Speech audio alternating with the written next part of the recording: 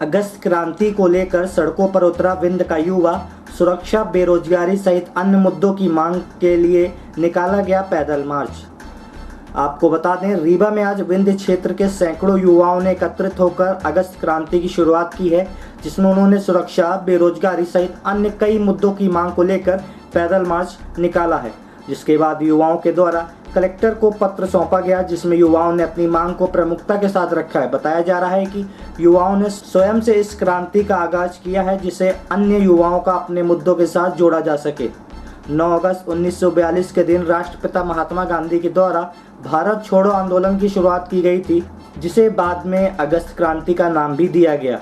और अब आज ही के दिन रीवा की युवा तरुणाई जागी है तथा बेरोजगारी, सुरक्षा सहित अन्य कई मांगों को लेकर अब विंध्य क्षेत्र के युवा आंदोलनरत हैं, जिसके लिए आज बिना किसी संगठन का सहयोग लिए सैकड़ों की तादाद में युवा विवेकानंद पार्क में एकत्रित हुआ, जहां से युवाओं की टोली ने पैदल मार्च निकालकर कलेक्ट्रेट कार्यालय पहुंच अपनी मांगों का कलेक्टर को पत्र सौंपा गया। दरअसल विंध्य क्षेत्र में अधिकांश युवा बेरोजगारी से परेशान हैं तथा रोजगार के लिए दर दर भटकते हुए देखे जा रहे हैं।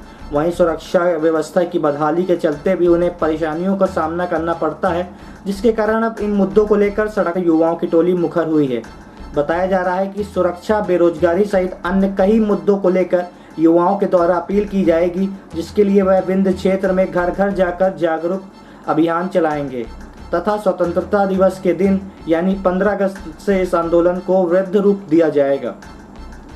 प्रस्तुत है एक झलकी सहित संगठन के प्रभारी कुंज बिहारी से प्राप्त जानकारी के अंश। जीवन रक्षक जो उपकरण है, बगैर उनके आप किसी तरह से उनको काम नहीं लगा सकते। उस आदमी का रजिस्ट्रेशन है, उसको इतने लोग आपके इस जगह पे काम करते थे, चप्पल पहने, दस्ताने नहीं, बारिश का। हमारी मांग है कि जिस तरह से बेतहाशा बेरोजगारी है और हर जगह बेरोजगार को रोजगार के नाम पे आउटसोर्स, जितने भी यहाँ शासकीय कार्यालय हों या शासकीय काम हों या जो प्राइवेट इंडस्ट्रीज है या ठेकेदार हों, हर जगह युवाओं को 6-7 हज़ार रुपये में रखा जाता है, क्योंकि उनकी मजबूरी है, उनको घर चलाना है, बच्चों को पालना है, वृद्ध माँ बाप की भी चिंता है।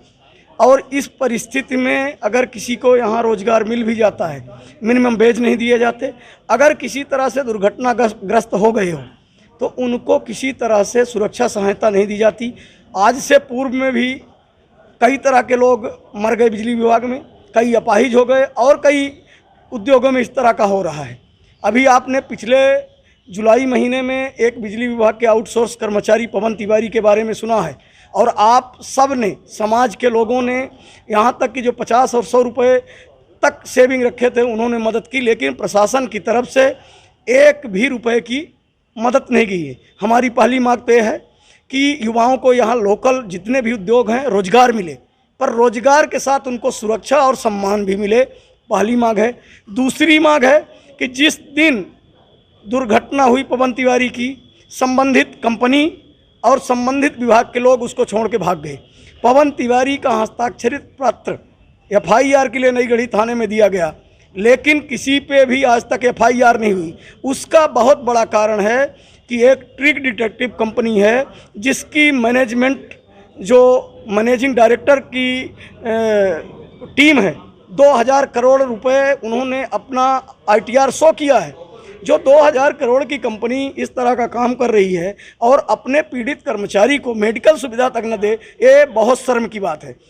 तीसरा सवाल है कि यहाँ के प्रशासन के ऊपर क्या ऐसा दबाव है, क्या ऐसी परेशानी है कि पवन तिवारी के जीवन को बचाने के लिए, पवन तिवारी जैसे युवाओं को बचाने के लिए कोई प्रयास नहीं किया गया, लेकिन ट्रिक डिटेक्टिव जैसे मगरमच्छ को बचाने के लिए पूरा यहाँ का रीवा का तंत्र लगा हुआ है, जिस कारण से उस पर आज तक FIR नहीं।